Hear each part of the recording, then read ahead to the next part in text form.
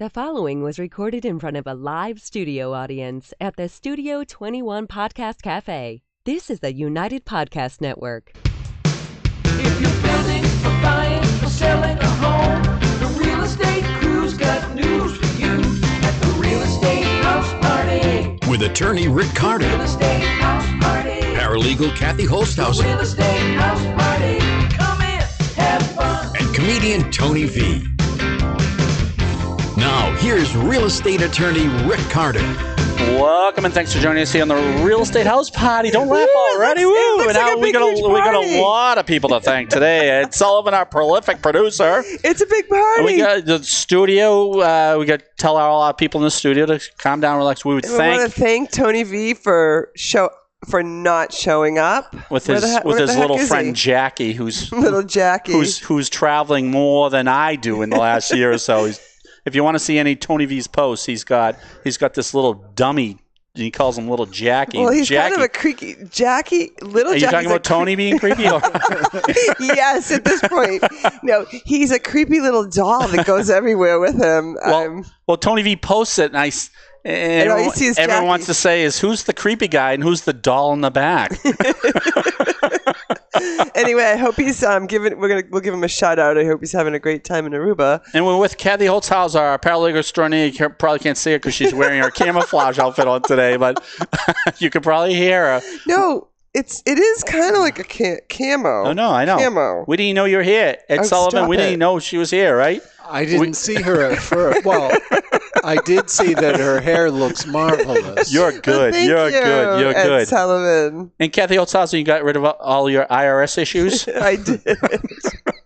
All right, so we have a little public announcement to make. Or You're involved with some IRS fraud. I get a call from Washington State, and the guy's telling me that I'm being investigated. Me and my family is being investigated for. Your family is the squeakiest clean IRS family I've ever fraud. seen. And right. I said, I'm listening. Right. And he's like, I am going to give you my badge number, and I'm going to give you the case number, and you are not to interrupt me. I'm like, really? Okay. So I write all the stuff down. I'm just kind of playing along with him, right? And then, I interrupt him 2 minutes into my fraud, my fraud case. And I said, do you just want me to give you my credit card number now? And I think it just kind of stopped him dead in his tracks. I just made up a number and just hung up on him. 800 eat crap. Yeah. H. So you're IT. So you're being scammed a little bit. So, yeah. but as we know from our IRS expert Tony V, who's not here today, if they want to get a hold of you, they'll only write you a letter. Right. I am guessing if I am being investigated for fraud that I wouldn't be hearing from a guy from India. And do you understand? I would probably get something in the mail. You'd probably get something in the mail. Did you tell him to go FICO himself? Basically, yeah, yes. And then they call back, right? And I was at home and I was telling my kids and my husband about it. And they call back, so I put them on speakerphone and they start the whole spiel all over again about me and my family as being investigated for fraud. And so we were all hysterical laughing. And then they ended up hanging up on us. So. All right, let's talk real fraud now. Okay. We won't mention the name of the band. We won't? But didn't you I hope Darlene's listening. This is just unbelievable. Didn't you go to a cover band? We won't mention the name. Why can't we? No. Are we getting in trouble? We could get in trouble because this is all allegedly you think. Oh, you think that I'm not telling the truth? We have to No, I think it's the cowbells definitely threw them. You go see a cover band that they might have had this taped. Right, they had a CD playing in the background or something because I was singing along to my favorite cover band song, and I heard a skip, and I said to my friend, "Did you just hear that skip?" And she said, "No." And then 2 seconds later, I heard it again, and I know what I heard. And then later that night, well, this is what really put it off because you are a cowbell expert. I am, and they're playing a cowbell. But you didn't see any cowbell on stage, right? No. I heard bang, bang, bang, bang, bang, and I didn't see the cowbell, so, yeah. I think they got it from that Cars for Kids commercial where the little kids come out. Oh, I love that commercial. Big electric band and no one's plugged in. You can't fool me. You cannot fool me. Why do kids need so many cars? I don't know. You got to admit they have a jing. Isn't there a label law against that? They got these kids in there. It's a catchy. Yeah, it's wicked catchy. As soon as I hear it, the radio goes off. Hey, we got a lot to talk about today. Are we sitting close enough together to each other? Oh, I feel that's so nice. Well, I couldn't see where you were. Remember? All right. So I read through these notes very extensively, and I think every Tuesday it starts out beckoning from the other room of where are our notes for the day. I go through it very methodically, and you didn't read it. But this is what we're going to talk about today. Since we're going to tell our listeners, I might as well tell you at the same time. Oh, good. Since you haven't read anything. This is a good day since we don't have any supposed real estate experts in here to give us. Well, we are real estate experts. We are experts. From our field. Our field. But I thought it'd be good today. We get to say it without, because a lot of the bankers always say, no, that's not a problem. That's not a problem. Yeah, because their spiel is, I can do anything. Right. And mostly they can. We don't. Right, exactly. It depends They're on all what very good at it. Right. And then on the other hand, we have brokers on that don't want to throw their clients under the bus and say, this is a bad buyer for the following reasons.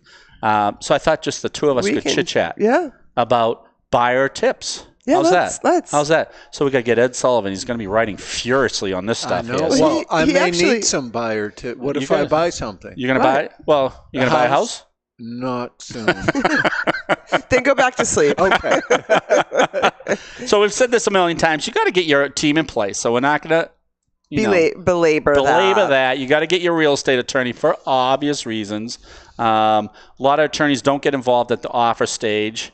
They only get involved at the purchase and sale stage. So, which is probably problematic sometimes. Yeah, because an offer, we've run through this, but it's important. You're already jumping around. If you read your notes, that's in like section 4, but you're already jumping from 1 to 4 already. The offer, and we can't say it enough, is a binding contract. Right. So, and we have not told this to too many people. So you got two big contracts you're signing, the offer and the purchase and sale. I get this question a lot.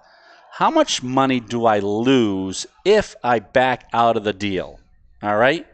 At offer, how much do you usually see at offer stage? Do they usually deposit? They probably put $1,000 down. So they put $1,000 down, and at purchase and sale is the balance of 5%. So if you're buying a $500,000 house, the total deposit $1,000, and then an extra $24,000 at purchase and sale stage. So if you back out at offer stage, you're going to lose your $1,000. Right, but if you back out altogether, if you back out after you've signed the purchase and sale agreement, you're losing the entire 5% deposit. So we have a lot of buyers with that misnomer where they think they or misconception where they think they're only losing that original $1,000. Right. They'll probably lose that $25,000. Right, unless they have a really good attorney that might be able to get it back for them. I don't want to advertise Rick's. We do get it back, though. Yeah, Rick gets it back, and the buyers don't even understand that. They have no idea. That he went through every word in that document to find a loophole to get them their money back. Right, and they grab their $25,000 and say, "See you later. Have a nice day." I'm like, did they send you flowers? Did they send you a thank you note? No parade or anything. Nothing. We do get that a lot where we work, even in the good closings, we'll work with them for 45 days. And I always tell people at closing, are you going to call us afterwards? We've dealt with them for so long. It's almost anticlimactic. It is, and you never hear from them. We got them to that point there. So, all right. So our real estate team. So obviously you have your real estate attorney. You do have to get your buyer's agent. We've talked about this a lot of times because a lot of times you're going to an open house, you're critiquing the house, but they're critiquing you. They're critiquing you. And you know what? Your buyer's agent is always already critiquing you. So in a couple seconds, we're going to give you some and don't tips. you dare show up at an open house without a pre-qualification letter. Like you're just jumping around from numbers to numbers. No, I'm just pulling it off the top of my head. Yeah. Really? Okay, you're doing pretty good. You do have to get your home inspector. And you know from your experience that you got to ask that home inspector, what is he actually inspecting? Right, because I think we've talked about that before, right? Yeah. My home inspector didn't inspect the roof. I don't know how you can pick and choose what you inspect or not, but and the reason was he was too old to go up on the ladder. So can we tell people that we're gonna do your closing, but I'm too old to check your title. I'm too old to check your plot plan, and I'm too old to figure out if you have any taxes And owed. I think that there was a seller representation that the roof was like 20 years old, and it Right, probably had a right, life, a life expectancy of 5 more years. Right. And so that was Right. I guess, my husband's head. So he was Right. okay with them not checking it. But if they didn't give you that representation, and you were relying on some home inspector, and you didn't ask that home inspector, Right. what is he actually checking? In a few years when that roof goes down. The other thing I wanted to talk about is home inspections. Is that if you don't come in at a full price offer and you get like $10,000, like say the asking price was $500,000. Okay, you're on number 2. You've hit all top our top 10. I'm sorry. already. Am I ruining the show? So No, you're not ruining the show at all. There was a little flow to this beforehand, but that's no, fine. I think it's flowing nicely. All right, let's. Is it? Yeah. No, it's All right. nicely. Yeah. very Absolutely. nice. Yeah. All right, Exactly. let's try not to fight in front of our friends. But like, if you come in $10 or $20,000 under asking price, Yep. and then you have a home inspection, it's tough to go and start critiquing the property and wanting another $5,000 for. We call it double dipping. Yeah. Yeah. So there's certain protocol or decorum that the buyer we should suggest to the buyer that they should do, right? Mm-hmm. And I know a lot of the brokers, they come on here and they're a little nervous about saying that because they want to try to keep them focused, get their plan in place. But you're right. So what happens is someone's selling a $500,000 house. If it was brand new, that'd be a $600,000 house, right? But it's 25 years old. So people know they need work to the house. Right. If not, it'll be a $600,000 house. Right. So you can't come in and say, all right, you're asking $500,000. I know it needs $100,000 worth of work. You can't say, all right, I'm going to offer you $400,000. Right. Because they've already taken that into consideration. Right. That's like double dipping. Right. So unless it was something that was unforeseen, if that home inspection came up, had something that you could, some latent defect, then maybe you can come up with that. Well, so you advise the buyers to get your home inspected, but sometimes the seller will say you can get a home inspection, but it's for informational purposes only, which means just so that you know what you're getting into. See, our problem is we could do this podcast 3 years ago or 2 years from now, and it's a whole different dialogue. Exactly. Because we're in a seller's market right now. Right. A buyer doesn't have as much leverage. We're getting back to that a little bit. Well, it's starting to even out a little bit. Starting to even out a little bit, but last year, a lot of, and this, we don't agree with this, a lot of buyers were waiving their home inspection. Because they wanted to be a front runner to get that house. Yeah. And if someone wanted a home inspection and they said, "Oh, we're going to waive our home inspection," they were going to be a more qualified buyer. So an obvious rule of thumb is the less contingency a buyer has, the more favorable you look. Right. That seller loves someone who comes in, just gives someone a cash deal. I'm closing in 30 days, and we don't want a home inspection. We don't want mortgage financing. That gets them to the front of the pack.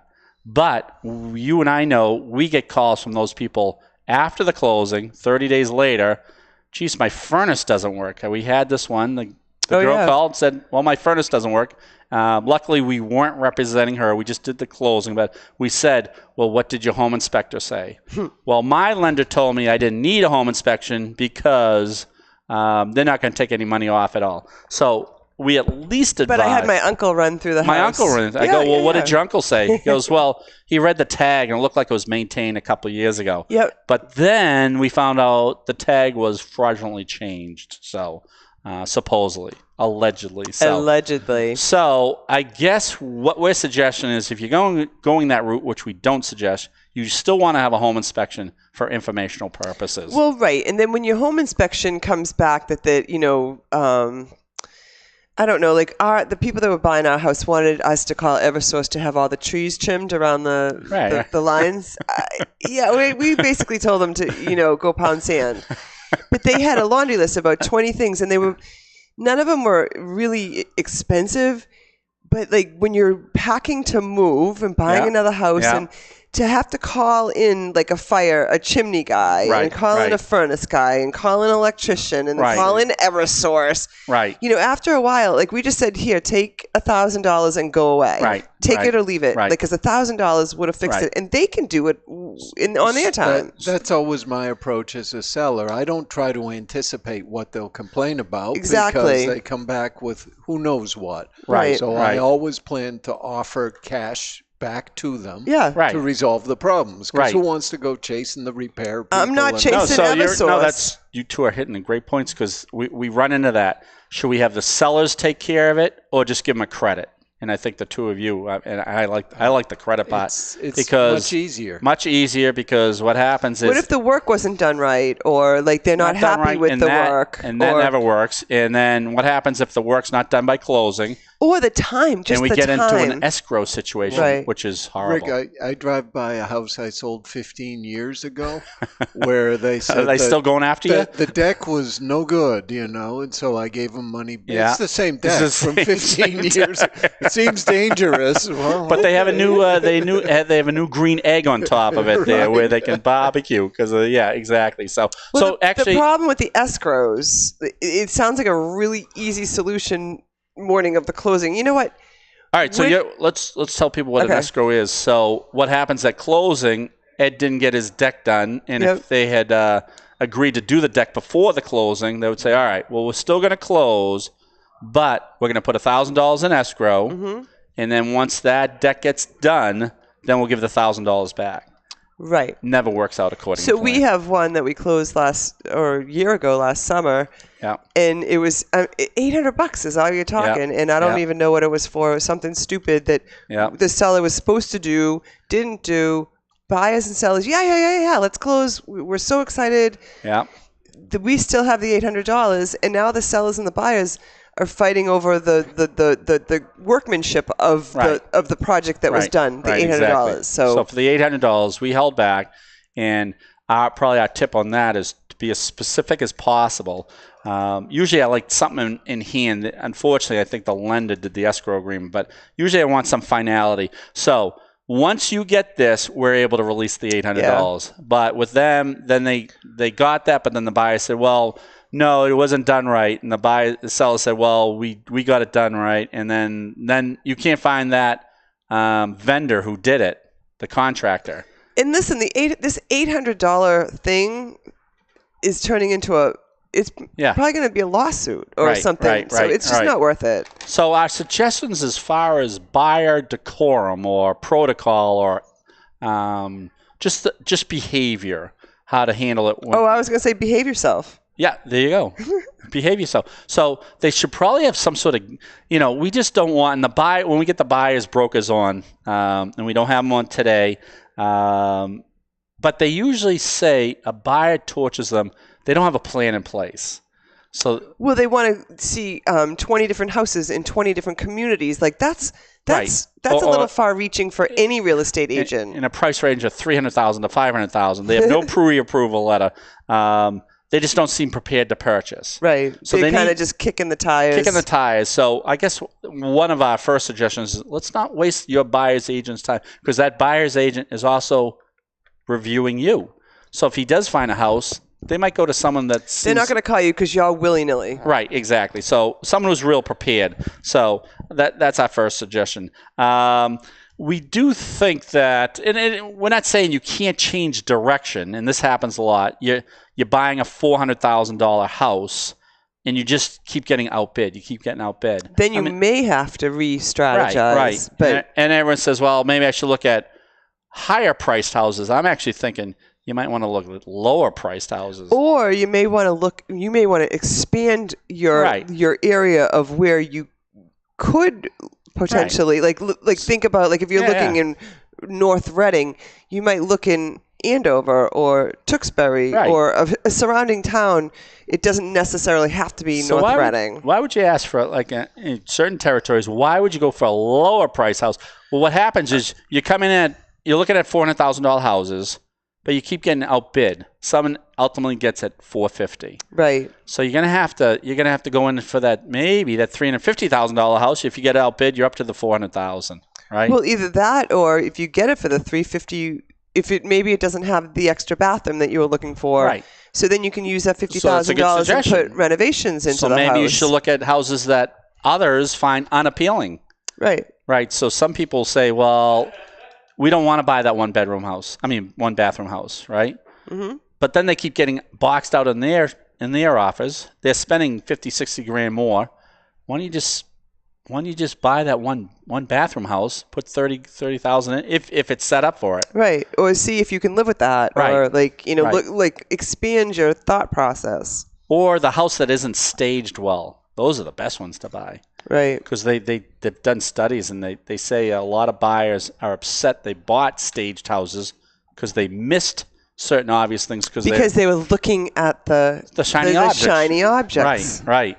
So you Right. can put that in for Tony V, who's in his honor, who's chasing shiny objects. always at all is, possible- yeah. Wow. Yeah, exactly. But that's what happens. They miss out on major construction issues because the place is fixed up. See, for Tony, when he sells, there could be a hole in the wall. If he puts the Jackie doll on the other side, That's right. everybody will Look be at the Jackie, focused yeah. on and that. that's a magician move, misdirection, I'm actually right? going to step out of my box and tell Tony that if he was going to sell his house, he really should put little Jackie away. Yeah. Because little Jackie's a little bit creepy to me. But that's just my thought. And the way they have little Jackie angled in the back, you say, "Oh my Little God!" Jackie has a funny look on his face. You think? Do you think you could convince Tony to bring little Jackie I to the don't show know. one Oh, day that's a good one. as a guest? No, that's a good idea. I don't know if I want little Well, Jackie. you don't that- have to sit next to him. We'll put. If that little Jackie starts talking there, Like a ventriloquist. it's time for us all I to bet leave. little Jackie does talk. So maybe when I'm on vacation, you guys can do that. You going on yeah. vacation? I am. Where are you going? I'm going to Key West. Get out of here. We're talking with Ed Sullivan earlier. Yep. You're not allowing me in the state at No, that no. point when you're in Florida, right? Yeah, well, you said something about popping in to visit. It's like, no. How about if little Jackie sits in when yeah, Kathy's yeah, on vacation? yeah. Nah, I think little Jackie should go with Kathy on vacation. Little Jackie's not coming with me on vacation. And here's my friend little Jackie. Okay, so All right, let's see how many of these tips we gave. All right, don't waste your broker's time.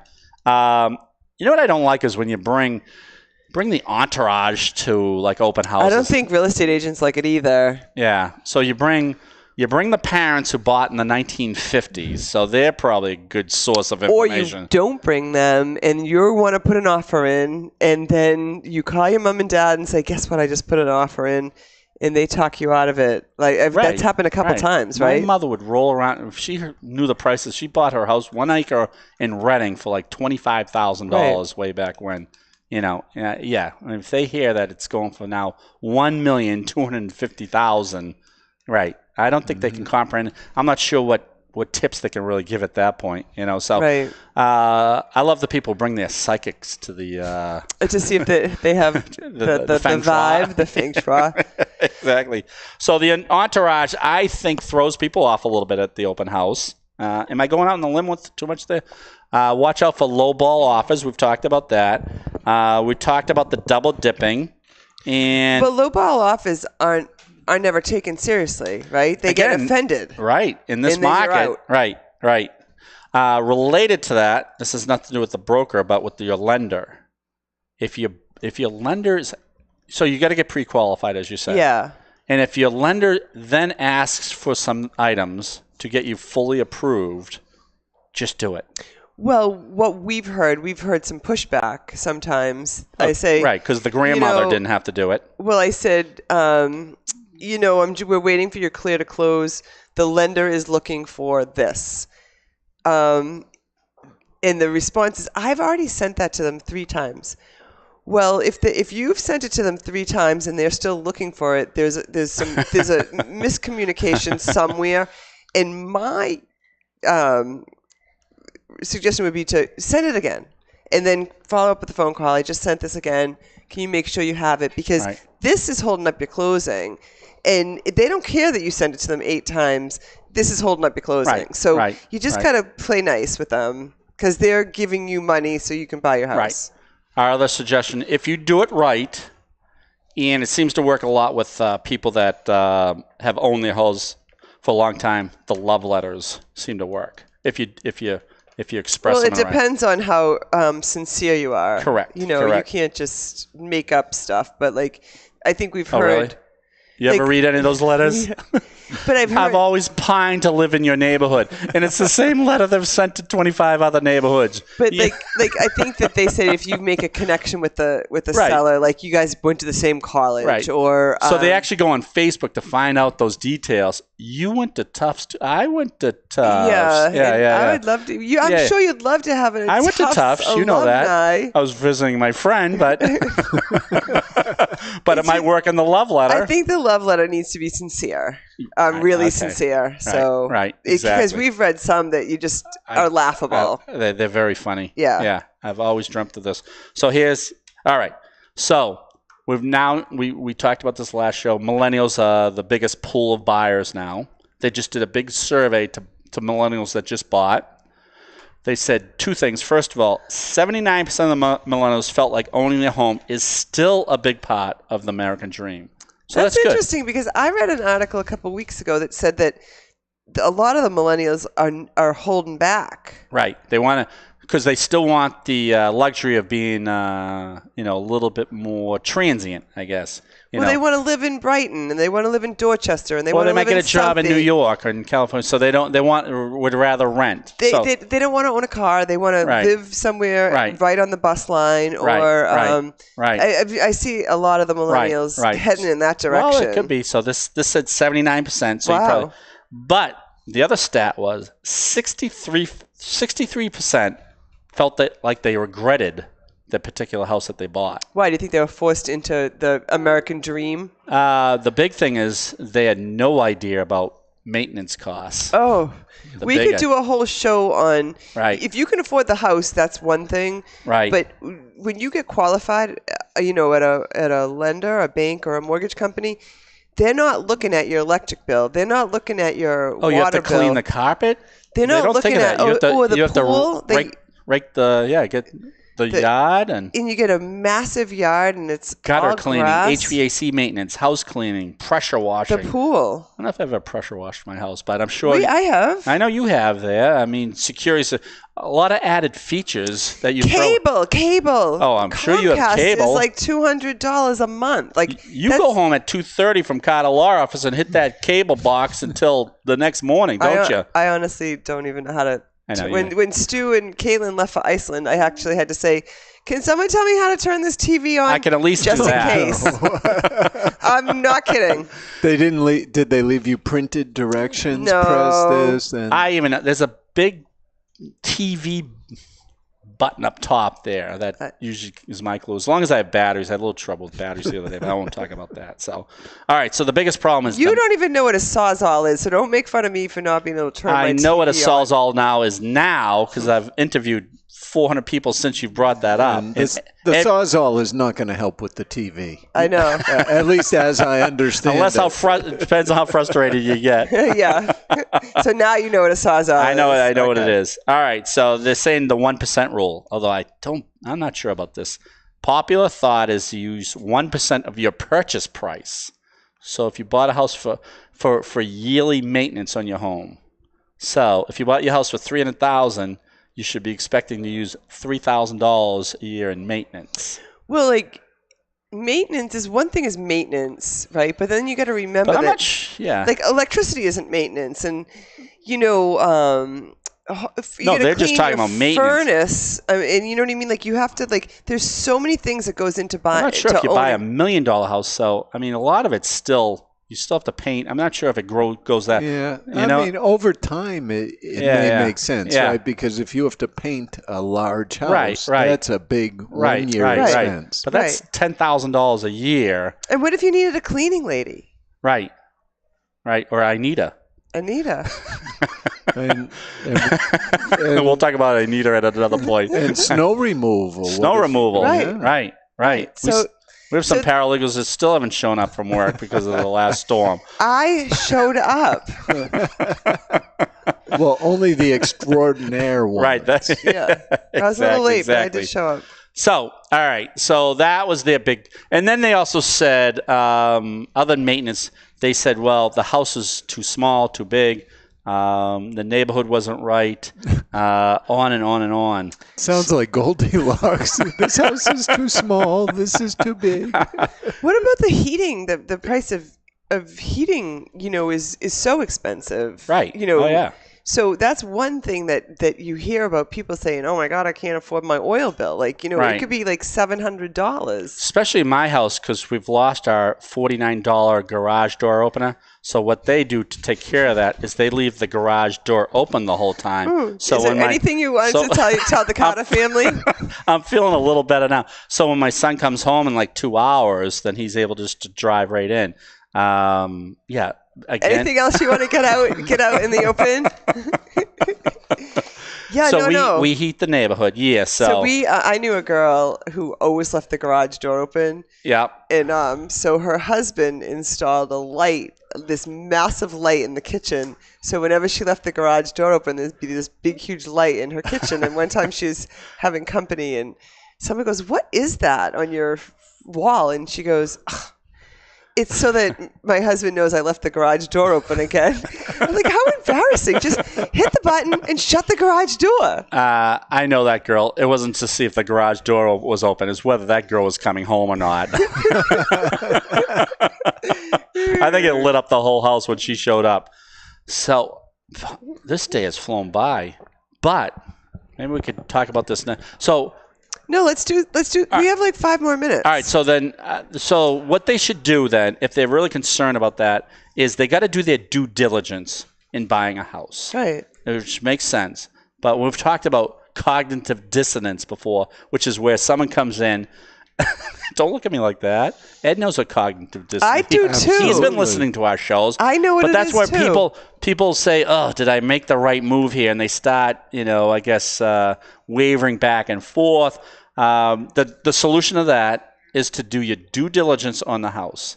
So you got to check the neighborhood. Google Maps is a neat thing. Yeah, make sure there are no sex offenders in your neighborhood. That's a good one. If you have little kids. Right.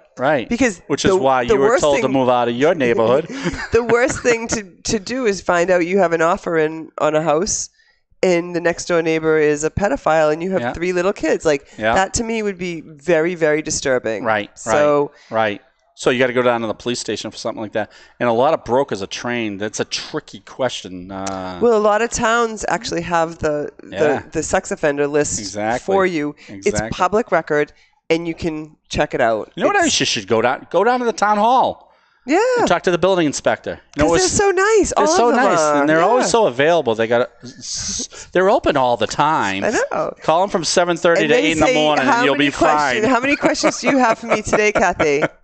Yep. But you know what? You should be asking them if all the building permits have been closed out. We've been seeing that a lot lately where someone put in some electrical work or whatever, a jacuzzi. Or they pulled a building permit and never got an occupancy certificate. Right. So that goes with the property, right? Yep. So that doesn't stay with just that seller. So you got to make sure those are closed out, right? Yeah. You got to make sure there's no assessments coming up. What if they just put in a sidewalk?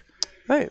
And that would change your tax. Well, it tax onto your tax bill, but why do my taxes go up $200 a quarter? Is because the new beautiful sidewalks. What if you're in a historic division in town? That's a whole nother. And then you're not able to remodel the house without a lot of constraints. So you might want to find that out. You can't paint it the color that you want. And what if you're this? I don't know if the town hall would tell you this, but flood insurance. What if you need flood insurance? You might want to look into that. Right. Geez, Kathy, you got a lot to do. We got a lot to do. We got a couple idle thoughts, and then we can close this out. Okay. We have 2 minutes. All right, go ahead with some idle thoughts. Idle thoughts. Be available prior to the closing. How many times have we called the buyer and they say, well, we can't take any time off from work. If you're buying a house, it's probably one of the biggest things that you're ever going to do. You either A, have to get a day off, or B, make plans with the attorney that's closing your loan to come in the day that night. Or when we started out, those times and dates in that purchase sale was like, the Bible. You had to go by. I remember one time running out of gas, but I had to get the thing on record. Literally stopped my car. You ran out of gas? It was one time. I was negligent. I was a young adolescent attorney literally running over the bridge to make sure I got it recorded. Now no one seems to really care. Right. The other thing is you cannot bring a personal check to the closing. You need a bank check. You need to carve out some time to get to your lender, Who's that get to your bank. Made out to? You should make it payable to yourself as the buyer. Why do you do that? In case the closing doesn't go through, and you can sign it back over to yourself and dump it back in your account. It's for your own protection. What other idle thoughts do we have? You got to get with your broker and make sure you're doing your walkthrough an hour before the closing. Make sure that everything's okay. Make sure the property looks the way it was supposed to look. Make sure everything's out of the property, et cetera, et cetera. And remember, you cannot move in until we are on record. Right. So if you're having the hardwood floor guys come at 9 o'clock, when your closing's at 9 o'clock, they are going to be sitting in the driveway waiting for us to go to record. We get that all the time. Well, my moving van's here, and they said they're leaving because daylight's done. And ask questions. Ask the questions. Call the attorney's office. They have all the answers for you. Ask questions if you don't know the answer. And we've said this 100 times. Maybe we'll wrap it up with this. Careful wire fraud. I don't have that in the notes, but I thought of that on the way down. Don't take any wire information. So if someone says, Kathy Holtshouser, now you got to wire it to so-and-so instead of this person. You don't want to do that. No. We have started to call us crazy, but... You're crazy. We've started to say we're not accepting wires from buyers. You need to get a bank check unless it's extenuating circumstances when your lender's out of state. I'm exhausted with the information today. So this is Rick Carter, paralegal extraordinaire Kathy Holtshouser, prolific producer Ed Sullivan, the invisible Tony V and his friend Jackie. Little Jackie. And thank you to our studio audience, every one of you. We can't thank you by name because we might miss some of you. Thank you to all our sponsors today. And that's it. Thanks for joining. See you next week.